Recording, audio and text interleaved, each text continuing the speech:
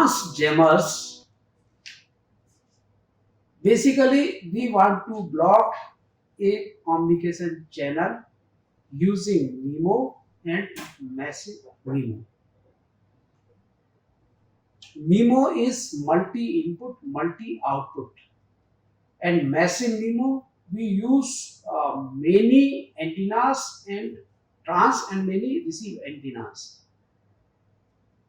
Basically,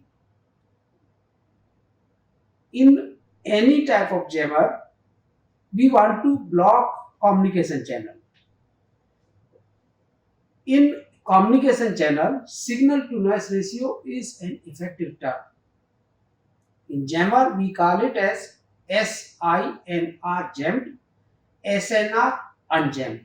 The formulation used for SINR jammed is S upon bracket I plus N, where S is signal, I is interference, and N is noise. If we see in the diagram that along x-axis we can say normalized power, and along y-axis we can take as frequency. So normalized power versus frequency, we will see without jamming and jamming these graphs. So without jamming there is a flat response, but when we take the same graph frequency versus power, there will be a high power. So the coverage will be given to the signal and huge amount of power will take over. So jamming signal magnitude will be higher than the unjammed signal. Now again, the jammers used for 5G are from 100 gigahertz to 10 terahertz. These can be termed as narrowband jammer, or these can be broadband jammers.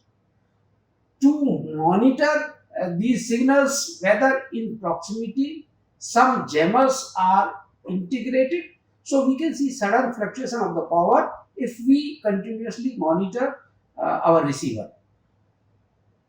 So jammers are effective. If we see the efficiency graph of jammer, how efficient the jammers are there, we can plot the efficiency versus power in dB, and it will be a parabola shape of graph. We can also measure the efficiency of jammer with bit error rate versus angle, and we will see that the jamming signal bit error rate will be less as compared to the bit error rate of unjammed or without jammer signal.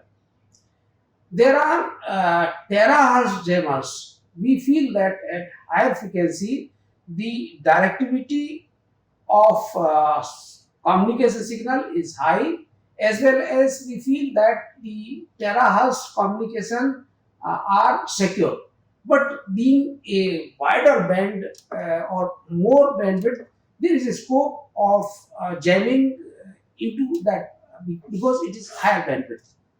Now, if you see the jamming which is being developed for 5G and beyond, we create a deliberate interference to hinder wireless communication. Again, there are various types of jamming techniques. These are CW or continuous wave jammer or regular jammer. There are delusive jammer. There are random jammer. There are responsive jammer. There are detection of jammers. So integration of high power and highly advanced detectors will play a crucial role in jamming and anti-jamming. So these jamming and anti-jammings are very helpful in military warfare techniques. For more detailed description, we will see the design part of jammers using dielectric resonator antennas at microwave frequency as well as at terahertz frequency in next lecture. Thank you.